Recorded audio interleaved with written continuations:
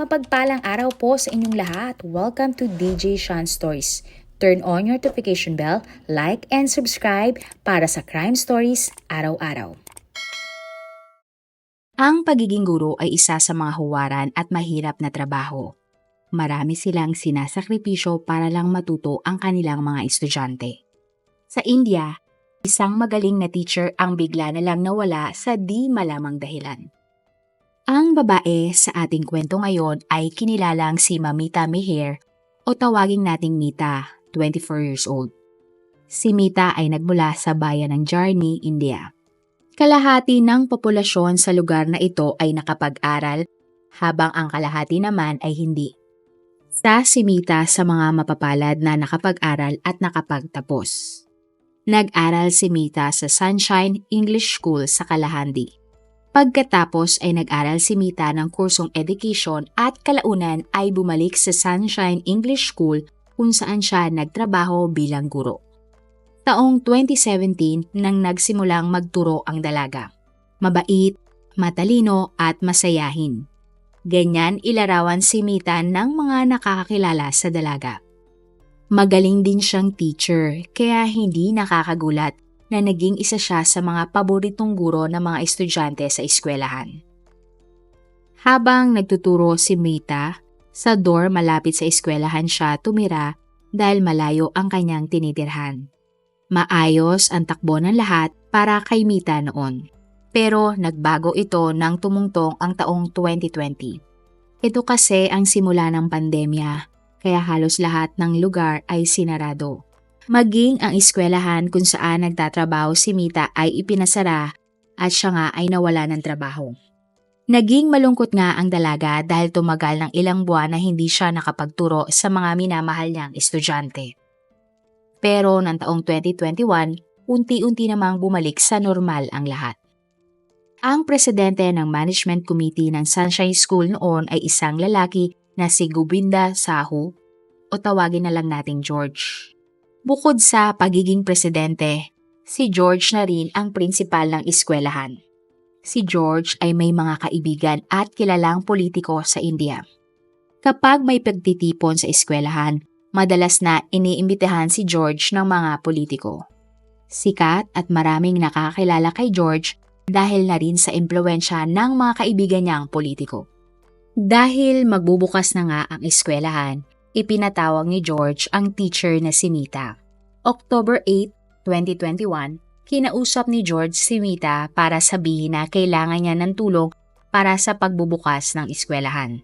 Tuwang-tuwa nga si Mita dahil sa wakas ay makakabalik na siya sa kanyang trabaho. Pumayag naman si Mita na makipagkita kay George.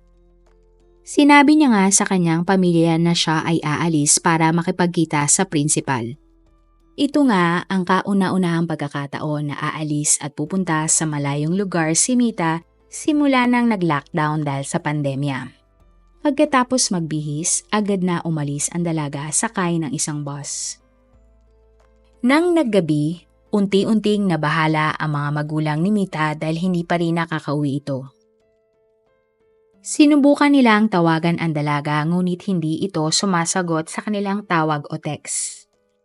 At makalipas nga ang ilang oras, ang cellphone ni Mita ay hindi na talaga matawagan. Umaga ng October 9, 2021, nagpunta ang mga magulang ni Mita sa Sunshine School pero nagtaka sila na ito ay sarado. Pagkatapos ay nagpunta nga ang mga magulang ni Mita sa dorm kung saan siya nakatira dati. Subalit wala din silang nadatnan na tao doon. Hindi na alam ng mga magulang ni Mita ang kanilang gagawin para mahanap ang anak. Kaya naman nagpunta na sila sa pinakamalapit na police station. Sinubukan nilang mag-file ng missing person report tungkol kay Mita. Ngunit nang narinig ng mga pulis ang pangalan na kasama ni Mita si George, tumanggi silang ayusin ang kaso nito. Sinabi ng mga pulis sa mga magulang ni Mita na ang kanilang anak ay uuwi din agad at huwag na silang mag-alala. Kaya naman walang nagawa ang mga magulang ni Mita at umiwi na lang. Tumanggi ang mga pulis na tulungan ang mga magulang ni Mita dahil alam nilang may koneksyon si George sa mga maiimpluwensyang pinuno ng isang departamento sa gobyerno.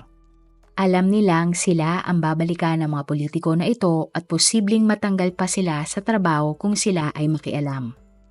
Pag-uwi sa kanilang bahay, ginamit na lang ng mga magulang ni Mita ang social media para manawagan nga sa pagkawala ng kanilang anak. Nag-post sila sa lahat ng social media platform para ipaalam nga na nawawala ang kanilang anak.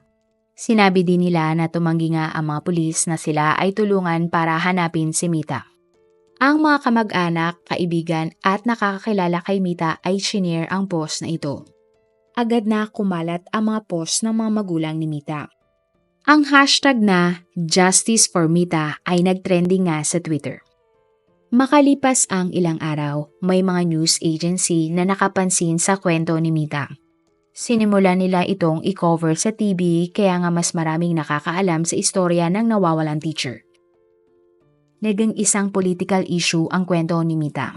Doon na nga nagsimulang magprotesta ang mga taga-suporta ng oposisyon at inutusan ang mga nakaupo sa pwesto na aksyonan ang kaso ni Mita. Nagprotesta din sila laban sa mga pulis na hindi tumulong sa mga magulang ni Mita. Unti-unti ding dumami ang mga taga-suporta ni Mita dahil naniniwala silang ang may kinalaman sa pagkawala ng dalaga ay walang iba kundi si George. Maging ang mga kapwa-guro ni Mita ay sumali na din sa protesta. Gusto ng publiko na arestuhin ng mga pulis si George para siya ay managot sa pagkawala ni Mita. Dahil sa pressure na kanilang natatanggap, napilitan ang mga pulis na ipatawag na si George. Kaya nga ng October 13, pumunta sa police station si George. Gabi ng araw na iyon, sinimulang questionin ang principal tungkol sa pagkawala ni Mita. Ayon kay George, totoo na nagkita nga sila ni Mita. May kailangan daw kasi si George na ipagagawa kay Mita para sa pagbubukas nga ng eskwelahan. Ilang oras nga lang daw silang nag-usap at pagkatapos noon ay umuwi na nga si Mita. At yun na nga daw ang huling pag-uusap nila ni Mita. Sa kalagitnaan ng interogasyon, biglang nawala ang kuryente at nag-brown out sa police station at sa buong syudad. Matapos ang ilang sandali, bumalik na ang kuryente at muling naging maliwanag ang police station. Doon na din napansin ng mga pulis na nawala na si George at tila tumakas nang nawala ang kuryente sa buong lugar. Nang nalaman ito ng publiko, muli silang nagalit sa mga pulis. Sinabi nilang napaka-incompetent ng mga ito. Kinwestiyon nila kung paano nakatakas si George sa dami nga ng mga pulis at sa loob pa mismo ng police station na wala si George.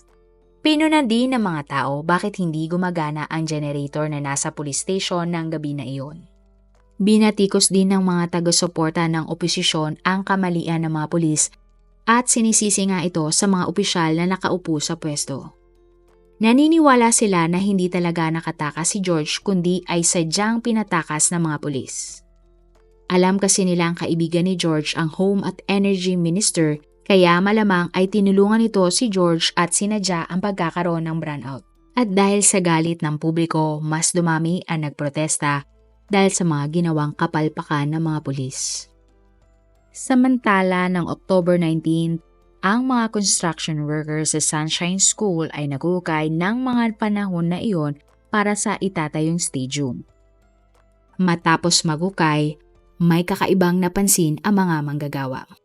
Nang tingnan nila ito, laking gulat nilang makita ang isang labi ng tao. Dali-dali silang tumawag ng mga pulis at inireport nga ang kanilang natuklasan. Maging ang media nga ay nalaman ang nangyari at agad itong pinalabas sa telebisyon. Ang publiko nga ay agad na nagbigay ng opinyon na ang labi nga ay ang nawawalang si Mita. Sa pag-ukay ng mga pulis, nakuha nila kasama ng labi ang isang necklace, anklet at isang wallet. Pinaniniwalaan din na ilang araw na ang labing nakabaon sa lupa kaya iba na ang itsura nito. Pinatawag ng mga pulis ang mga magulang ni Mita para kilalanin ang labi at kung yun nga ba ay si Mita. Agad namang nagtungo ang mga magulang ni Mita. At dahil nga sa itsura ng labi, nahirapan silang tukuyin kung si Mita nga iyon. Pagkatapos ay ipinakita ng mga pulis ang mga gamit na natagpuan kasama ng labi. Dito na napahulgulgol ang nanay ni Mita at sinabing ang kanyang anak nga ang may-ari ng mga gamit. Pero sinabi ng mga pulis na kailangan munang sumailalim sa DNA test ang labi para makumpirma kung si Mita nga ito. At kailangan din daw i-autopsy para malaman ang sanhi ng pagkamatay. Ang mga pulis ay ihinati sa dalawang team para imbestigahan ang naturang kaso. Ang isang team ay nag-imbestiga sa eskwelahan, habang ang isa naman ay hinanap si George, na siyang huling kasama ni Mita bago siya mawala. Kung sakasakali kasi na si Mita nga ang nakitang labi, dapat raw imbestigahan si George. At makalipas lamang ang 2 oras, nahanap na nga si George na tila nagtatago sa taniman ng asukal. Dinala siya sa police station at sinimulan ang interogasyon. Sa pagkakataon na ito, mahigpit ang seguridad sa kwarto kung saan kinausap ng mga pulis si George. Hindi naman nagtagal ay umamin agad si George at sinabing siya nga ang pumatay kay Mita. Kinuwento din ni George sa mga pulis ang buong pangyayari. Sinabi niya, bago raw sila magkita ni Mita, plano niya na talagang patayin ang dalaga. Habang nasa loob nga sila ng kotse, bigla na lang niyang sinakal ang dalaga. At ang kawawang teacher ay hindi na nga nakapanglaban pa. Pagkatapos ay nagpunta raw si George sa Sunshine School. Si George din daw mismo ang nagukay kung saan niya ibinaon ang labi ni Mita. Bukod sa pananakal, sinaksak pa umano ni George si Mita para hindi na siya makilala pa. Alam kasi ni George na may gagawing stadium sa school kaya imposible na makita doon ang labi ng biktima at napiling niyang doon ibaon si Mita. At pagkatapos niyang gawin ang lahat, umuwi na si George sa kanyang bahay. Pero hindi naniniwala ang mga pulis na magagawa ni George ang krimen na mag-isa. Sinimulan nila ang investigasyon para alamin kung sino ang katulong ng sospek sa paggawa ng krimen. Gusto ding malaman ng mga pulis ang motibo ni George bakit niya nagawa ang krimen. Habang gumugulong ang investigasyon, nalaman ng mga pulis ang iba pang detalye tungkol kay George at Mita. Nalaman nilang si George pala ay ang nagmungkahi kay Mita na tumira na lang sa dorm. Si George pala ay dating magsasaka na may nagmamay-ari ng maraming lupa. Pagkatapos itayo ni George ang isang school ay sunod-sunod na nga siyang nagkaroon ng mga marami pang lupa. Natuklasan naman ng mga pulis na may kalaguyo umano si George. At ang tanging nakakaalam nito ay walang iba kundi si Mita. Ito raw marahil ang motibo ni George kaya niya ginawa ang krimen. Gusto niyang patayin si Mita para walang makaalam na niloloko niya ang kanyang asawa. Bukod doon, lumabas din ang mga alegasyon na pinagsasamantalahan umano ni George at ng kanyang mga kaibigang politiko ang mga teacher sa eskwelahan. Sinabi kasi nilang maraming nakakakita na kapag may okasyon sa eskwelahan ay hindi agad umuwi ang mga politiko kahit tapos na ang pagtitipon. Ayon pa sa oposisyon, pinahihintulutan ito lahat ni George kapalit ng proteksyon at pera mula sa maimpluwensyang politiko. Sa investigasyon ng mga pulis, taong 2020 nang nalaman lahat ni Mita ang sekreto ni George at maaari umanong tinakot ng biktima ang sospek na isisiwalat niya ang lahat ng kanyang nalalaman. Subalit dahil nag-lockdown at hindi nagkikita sina George at Mita, natakot ang sospek na ikakalat ng biktima ang kanyang mga sikreto. Lumabas din sa investigasyon na may kasama palang driver si George nang nakipagkita siya kay Mita. Ang lalaking driver ay kinilalang si Radhi Shyam. Habang nasa loob ng kotse, sinabi umano ni George kay Mita na huwag ikalat ang kanyang pakikiapid at ang totoong nangyayari tungkol sa eskwelahan. Sinubukan pa nga daw ni George na bayaran ng pera si Mita kapalit ng katahimikan. Pero tila hindi natinag si Mita at nagalit pa kay George. Muli nitong tinakot ang prinsipal na kung hindi niya ititigil ang mga iligal na gawain, magsusumbong na siya sa mga pulis. Pero ang hindi alam ni Mita, may plano na palang masama sa kanya si George. Nang patay na nga si Mita, sinabi ni George sa kanyang driver na magmaneho pa uwi ng bahay. Nang nasa bahay na nga daw siya, kumain, naligo at nagpalit siya ng damit at natulog. Habang ang walang buhay na labi ni Mita ay nasa kanyang kotse. Gabi ng October 8, dinala ni George at Radhi ang labi ni Mita sa eskwelahan. Inutusan ni George si Radhi na kumuha ng mga kahoy at dahon na ilalagay sa ibabaw ni Mita. At pagkatapos nga noon ay tinabunan na nila ang labi ni Mita. October 21, nang naaresto ng mga pulis si Radhi at isang empleyado ng eskwelahan na tumulong din sa krimen. Ang dalawang lalaki na ito ay kalaunan ay naging state witness laban kay George.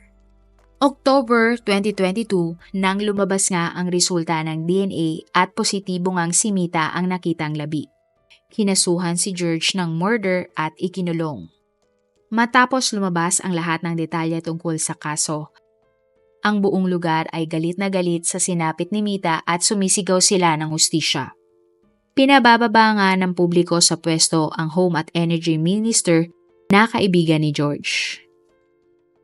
Sobrang lungkot ng mga magulang ni Mita nang nalaman ang sinapit ng kanilang anak, kamay pa mismo ng principal ng school na kanyang pinagtatrabahuhan. January 2022, nang formal nang ihain sa korte ng mga pulis ang dokumento at kaso kay George. Sinubukan ni George na umapela para siya ay payagang makapagpiyansa ngunit hindi siya pinayagan ng judge. December 2022, nang nakatakda nga magsimula ang trial. Pupunta dapat si George sa korte pero hindi na ito nakarating. Dahil nang susunduin na ng mga pulis si George sa kanyang selda, ay nakita na siyang walang buhay. Sabi nga ng mga pulis, siya mismo ang gumawa noon sa kanyang sarili. Pero marami ang nagtataka sa pagkamatay ni George. Ayon sa abogado kasi ng suspect, bago nga ang trial ay nakausap niya ito at wala naman siyang napansing kakaiba. Sinabi naman ng asawa ni George na hindi iyon magagawa ng kanyang asawa. Naniniwala siya na pinatay si George sa loob ng kulungan. Ayon naman sa oposisyon, ang may gawa nun ay ang mga kaibigan mismo ni George. Alam daw kasi ng mga politikong ito na pwede silang ituloy ni George tungkol sa mga illegal nilang mga gawain kapag ito ay nagtestimonya sa korte. At ang nakakalungkot, dahil patay na ang suspect, walang napanagot sa pagkamatay ng teacher na si Mita. Kung bibigyan kayo ng pagkakataon na bigyan ng title ang ating kwento ngayon, ano ang inyong ilalagay? Marami pong salamat sa inyong panonood. Meron ba kayong mga kwento na gusto nyong i-share sa ating mga manonood? O kung may personal po kayong kwento na gusto nyong i-feature sa ating channel, i-comment down below nyo lang ang inyong mga suggestions. Para naman po sa dagdag kalaman, i-subscribe nyo din po at i-follow ang ating iba pang YouTube channel katulad ng Tagalog Facts and Mysteries by DJ Sean at Manila Boy Wonder Philippines. Marami pong salamat sa pagsuporta nyo sa aming mga channel. God bless everyone!